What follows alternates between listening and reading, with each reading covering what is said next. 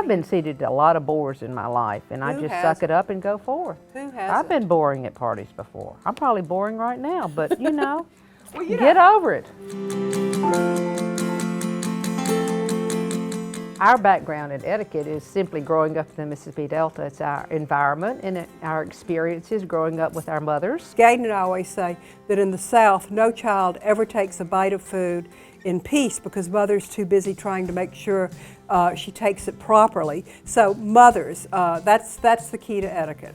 You know, Charlotte, when we grew up, we had Amy Vanderbilt and we had Emily Post, and later on there was Judith Martin, Miss Manners. We had lots of references, and I think we're missing that right now. Oh, I totally agree. I think the thing I think that a lot of people would like to know, you can absolutely find references, and I would say maybe go with an older reference book. You can be unctuous, and you should stop before you get to that point. But no, there's no such thing as being too polite. Does a day go by that we don't make a faux pas? Calling someone by the wrong name? Not major faux pas. Well, Gaden's speaking for herself, and I've made some faux pas that still keep me awake at night. I was handing off a job as gossip columnist to somebody else. The person who had it before me had a dinner, and I was supposed to toast, you know, both of them. They toasted, and I couldn't think of anything to say. And the thing I learned is always be prepared to say a few nice things. You don't have to prepare a toast, but always go to a party with a few nice things to say. It's hard sometimes.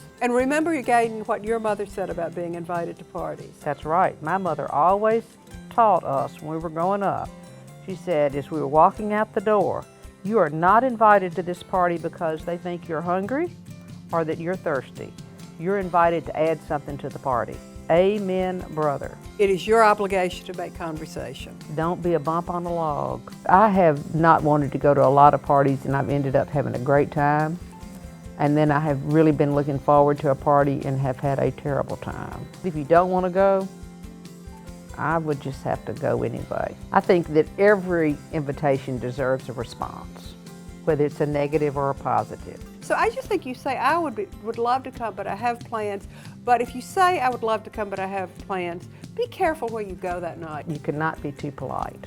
You can never be too polite. You can be Uriah Heepish, but that's not polite. And if you can't come, I think Charlotte's right. You just say, oh, thank you so much. I would love to be there. Please invite me again.